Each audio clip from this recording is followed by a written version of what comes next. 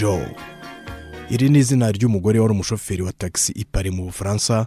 Izina rye baza kurigenderaho bahimba indirimbo yitwa Joe le Taxi. Gusa uwo mugore ntakiri kuri iyi si kuko yitabye Imana mu 2019 azize kanseri.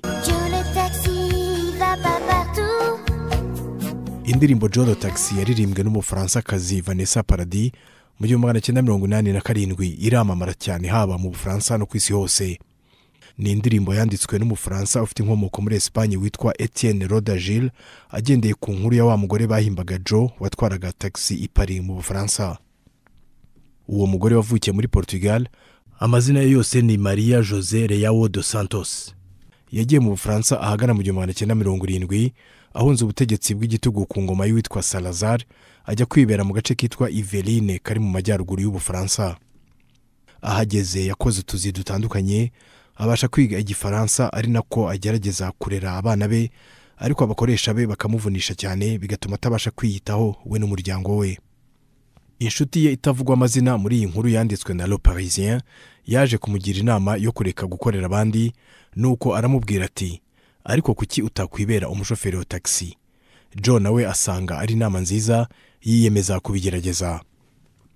Mu gihe yabaga atagiye mu kazi, Joe wagaragaraga nk'umuhungu yajyaga kubyina mu tubari two mu murwa mukuru i Paris, hanyuma aza kuhahurira n'umugore witwa Elula Perrine wari ufite amazu menshi y'urubyiniro cyangwa se za boîte. Aho akaba ariho yatangiriye akazi ko gutwara taxi nyirizina, atwara abantu b'ibyamamare. Umunsi umwe ari nimugoroba, umugabo witwa Etienne Rodagil wari umwanditsi w'indirimbo yinjiye muri taxi ya Joe, batangira kuganira amubwira iby'ubuzima bwe n'ukuntu yakundaga injyana z'iwabo muri Portugal zirimo injyana ya rumba n'iyitwa Vieux Rock Mambo, ari nazo Vanessa Paradis yaje kuririmbamo Joe le Taxi. Etienne Rodagil yabajije Joe ati ese hari ikibazo ndamutse mpimbye indirimbo mu izina ryawe? Joe nawe ati nta kibazo rwose, kandi ubwo ntiyarazi n'uwo mugabo uwo ari we, yewe ntiyanatekerezaga ko iyo ndirimbo izakundwa nk'uko yakunzwe. Vanessa Paradis yaririmbye indirimbo Joe le Taxi afite imyaka 14 mu 1987, ariko yagombye gutegereza kugira ngo abanze agire imyaka y'ubukure, bityo abashe kubona uburenganzira bwo gutangira kugurisha indirimbo nk'umuhanzi mukuru.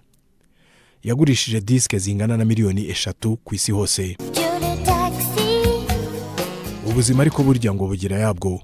Joe wa mugore watwaraga taxi ntiyongeye kubonana na wa mugabo Etienne Rodagil wahimbye indirimbo agendeye ku izina rye, kandi ntiyigeze anahura na Vanessa Paradis na rimwe mu buzima bwe. Etienne Rodagil wanditse Joe le Taxi yitabye Imana mu 2004 azize uburwayi ku myaka 63. Muri 2019 Marie José Leao dos Santos ariwe Joe yateganyaga kujya muri kimwe mu bitaramo bya Vanessa Paradis, ariko ntago yabishoboye kuko muri uwo mwaka wa 2019 aribwo Joe yitabye Imana ku myaka 64 azize kanseri.